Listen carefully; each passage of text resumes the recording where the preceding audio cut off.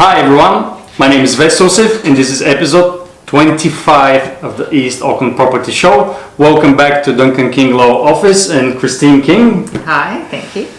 Thanks for taking the time. I know we have a very busy schedule and today I want to discuss a topic that it's not very exciting, but at least for me. Oh, it is for me. But it's important, and that's the so-called AML, which is the anti-money laundering. That legislation was introduced the 1st of January this year, right? Okay, so the legislation's actually been around for a while. Okay. But it's been introduced to different industries in phases. Okay, so a lot of you maybe have been familiar with the bank asking for information if you've in the last couple of years had to open a bank account. Imagine it's just the bank processes have now rolled out to other people. Okay, so for lawyers it came in the 1st of July last year. Okay, so if anything we did you a big favour because we've helped to introduce people to how these things work. It would have affected your accountant from the 1st of October.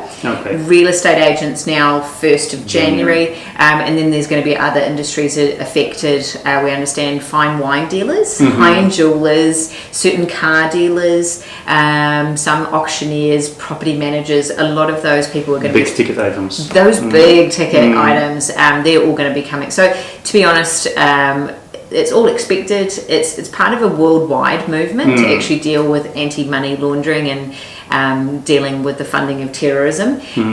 So I know a lot of people seem to get upset by it, but if anything, it's happening around the world, and New Zealand was actually one of the slower countries coming into the requirements. So hey, we've got it, so we might as well deal with it. So how the legislation will affect the average Kiwi that's thinking of selling or buying a property?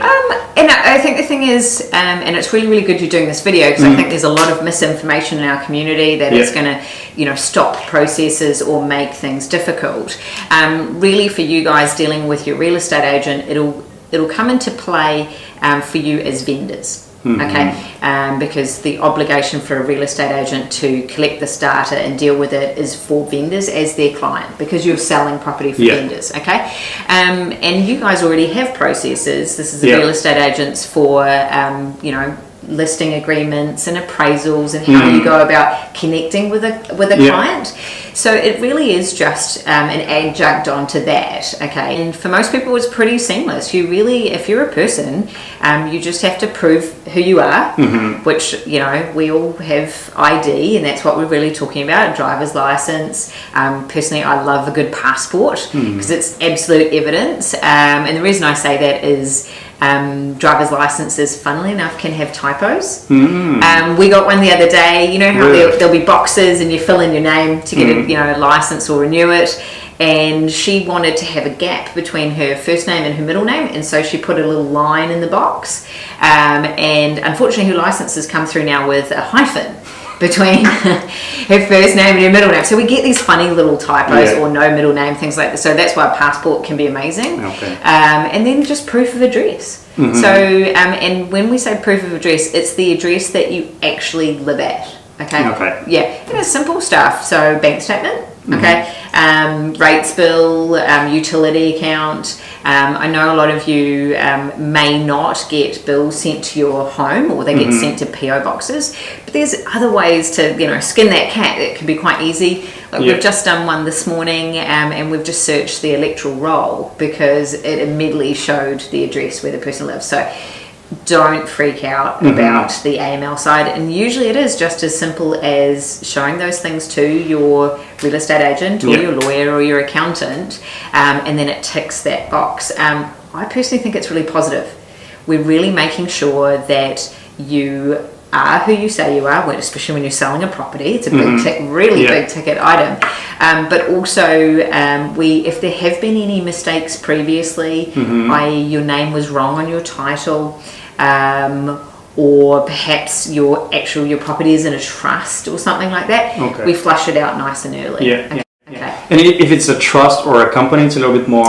It's a little bit more. I think what it is, and it's really important we understand why there's an extra step. So in New Zealand we love companies, we love trusts, What the anti-money laundering provisions are trying to do is to drill down to real people. Okay, so and that's what they're doing, and why we have to go through some extra steps. They call it the enhanced due diligence, and all we're trying to do is kind of move through those layers of entities back down to real. We've got to stop with some real people.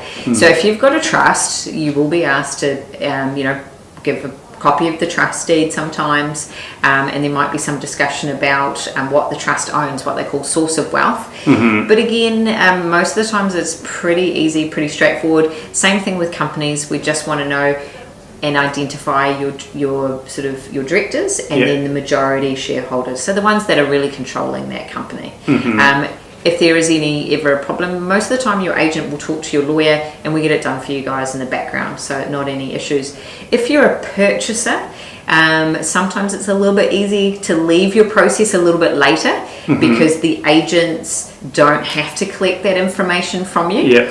But I would say to people right now, because your lawyer wants to be ready to work with you on your contract and your conditions, really good idea if you're looking to buy, get this process over and done with your lawyer. And again, it's that simple thing: show your ID and proof of address, and then you're onboarded as a client, ready to go. So if you're a purchaser, you deal with the lawyer, straight with the lawyer. If you're a seller, you go through the agent. And when you're a vendor, a seller, you'll probably go through the same process with your lawyer. But now a lot of the agents and lawyers are working together, so hopefully we're making the process a little bit easier. But I don't think in any way people should be put off or concerned by the process. I think we're going to find it's becoming more and more common. A lot of people now have a pack of documents ready to go, because the banks ask them for it, the agents ask them for it, their lawyers, and so they've got it ready to go and they understand. Okay. So if you have any further questions, just comment below the video and we'll try to make sure to answer those questions. Sure. Thank you and see you next time.